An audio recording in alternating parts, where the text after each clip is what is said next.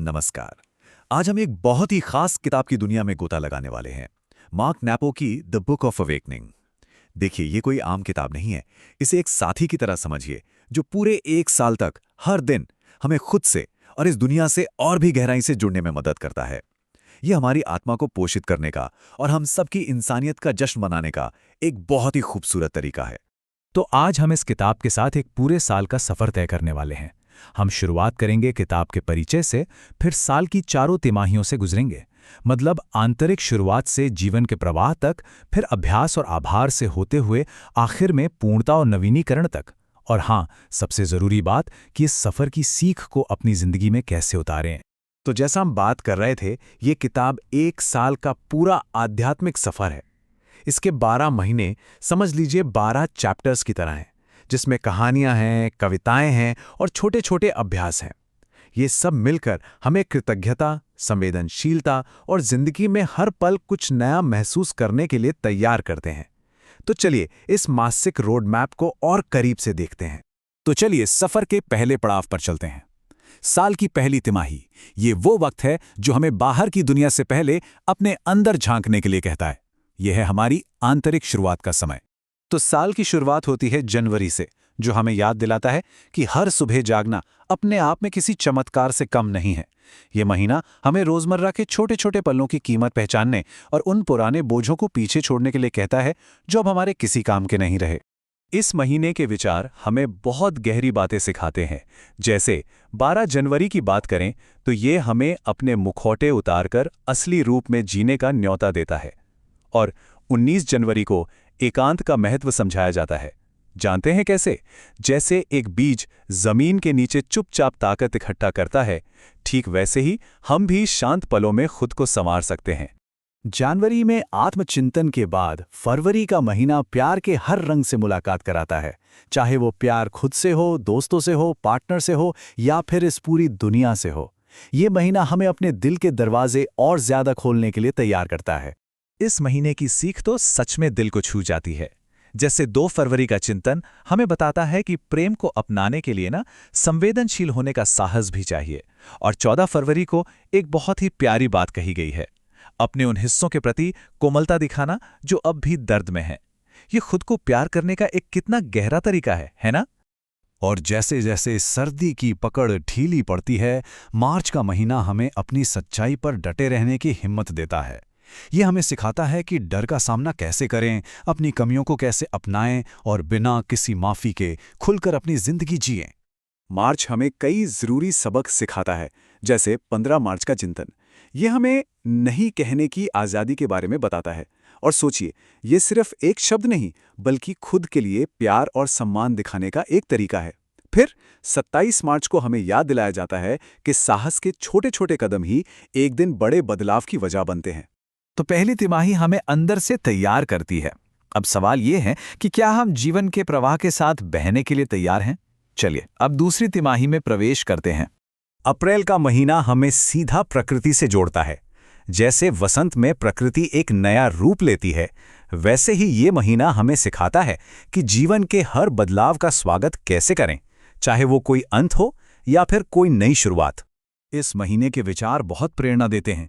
एक तरफ 1 अप्रैल हमें नई शुरुआत के लिए इरादे बोने को कहता है, और दूसरी तरफ 12 अप्रैल का विचार देखिए, कितना सुंदर है। अनिश्चितता से लड़ने के बजाय उसके साथ डांस करना सीखना। अच्छा, अप्रैल के नवीनीकरण के बाद मई हमें जीवन की एक और सच्चाई से मिलाता है, दुख और हानि। ये हमें दर्द से भागना नहीं, बल्कि उसका सम्मान करना सिखाता है, क्योंकि अक्सर दर्द के साथ बैठने से ही हमें ताकत और करुणा के नए रास्ते मिलते हैं। मई हमें सिखाता है कि दुख भी एक उपहार हो सकता है, जो हमें हमारे प्यार की गहराई का एहसास कराता है। ये हमें बताता है कि हमारे घावों को भी एक आवाज़ की ज़रूरत है। उन्हें जर्नल में लिखना या कला के जरिए बाहर निकालना, ये खुद को सुनने और समझने का एक बहुत ही अच्छा तरीका है। और फिर आता है जून, जो गर्मियों के साथ हमारे अंदर के बच्चे को जगाता है। ये महीना हमें साधारण चीजों में खुशी खोजना सिखाता है और जिंदगी में गंभीरता के साथ साथ हल्के फुल्के पलों का संतुलन बनाना भी। जून हमें याद दिलाता है कि खेलना कूदना सिर्फ बच्चों के लिए नहीं है, ये तो एक दवा की तरह है। ये तनाव को दूर करता है और हमें हमारी रचनात्मकता से दोबारा जोड़ता है। कुल मिलाकर ये महीना हमें हर छोटी छोटी चीज में आश्चर्य और चमत्कार खोजने के लिए प्रेरित करता है। तो साल का आधा सफर तो पूरा हो गया। अब तक हमने जो कुछ भी सीखा है उसे अपने जीवन में उतारने का समय है। साल का दूसरा हिस्सा हमें प्रैक्टिस और आभार के रास्ते पर ले जाता है। जुलाई हमें रोजमर्रा की जिंदगी में ठहराव लाना सिखाता है, ध्यान और प्रार्थना के जरिए। इसमें एक बहुत ही शक्तिशाली विचार है, पवित्र विराम का। इसका मतलब है दिन भर की भागदौड़ में कुछ पल रुककर खुद से जुड़ना। यकीन मानिए, यह हमें स्थिरता और शांति देता है।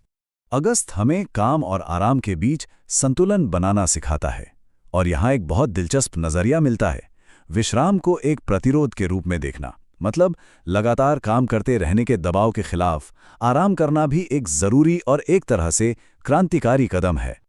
सितंबर हमें कृतज्ञता और उदारता के गहरे रिश्ते के बारे में बताता है। जब हम अपनी जिंदगी की अच्छी चीजों को गिनना शुरू करते हैं ना, तो दिल में देने का भाव अपने आप जाग उठता है। ये एक बहुत ही खूबसूरत चक्र है। जितना हम पाते हैं उतना ही हम देना चाहते हैं। और इसी के साथ हम साल की आखिरी तिमाही में पहुंच गए हैं। तो चलिए देखते हैं कि हम इस सफर को एक खूबसूरत मोड़ पर कैसे लाते हैं और कैसे इसे पूरा करते हैं। पतझड़ की तरह अक्टूबर हमें जीवन की एक बड़ी सच्चाई से मिलाता है, इसकी क्षणभंगुरता।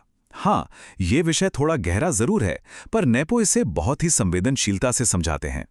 ये हमें याद दिलाता है कि समय सीमित है, ताकि हम हर पल को और भी ज्यादा गहराई और प्यार से जी सकें। नवंबर हमें समर्पण और विश्वास का पाठ पढ़ाता है।